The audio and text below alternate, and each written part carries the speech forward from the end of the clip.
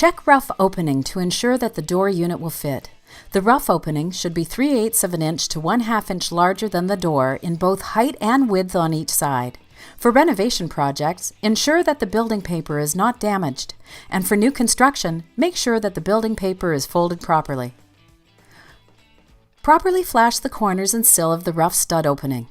Using the interior face of the frame sill as a measuring point, install the provided sill anchor 7/8 of an inch towards the exterior and in the center of the door with a flat head screw.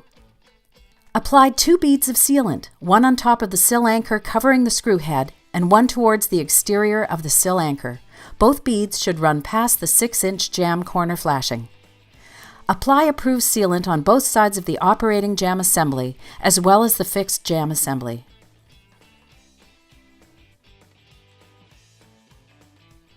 Join the sill assembly using 3 panhead screws, being careful not to bow the exterior groove channel.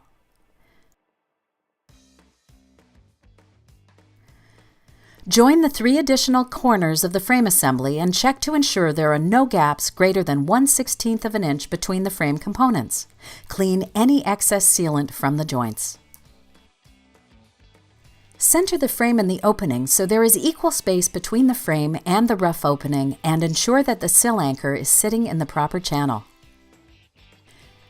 Anchor the door at the head in the fixed panel channel located in the center and 6 inches away from each corner using the appropriate screws.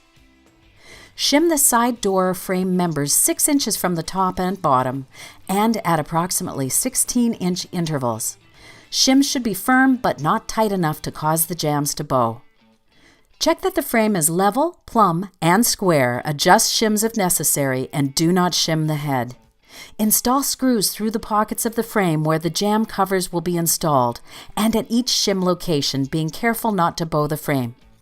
Screw length is dependent upon the frame structure. However, screws must be of a sufficient length to securely anchor the unit in the opening. Remove the in-place keeper screws and replace them with the supplied screws. The screws should run through the installed shims and into the rough opening. It's important when anchoring the unit through the jamb that screw heads are sealed with silicone. Apply sealant to the support block in a U-bead formation, being careful not to block the drainage holes.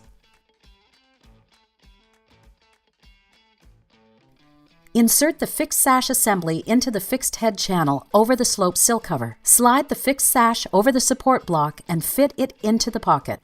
Anchor the sash to the jamb through the operating channel using the provided screws.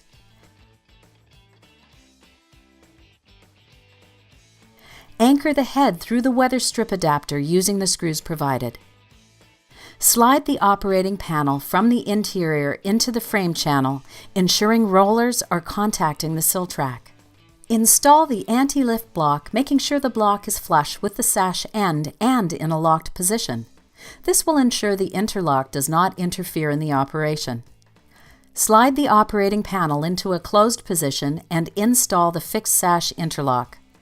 Seal the bottom of the interlock to the sill tower with a high-quality sealant and install the fixed jamb pocket cover. Install the operating panel sash interlock and the operating panel jamb pocket covers.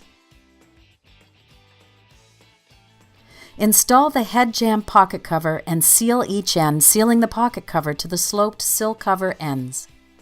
From the exterior, install the backer rods around the door jambs and the head.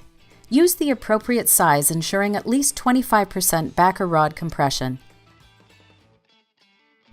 Insulate between the door frame and the rough opening, making sure all the voids are filled. Caution must be exercised not to overpack the insulation, causing the unit frame to distort.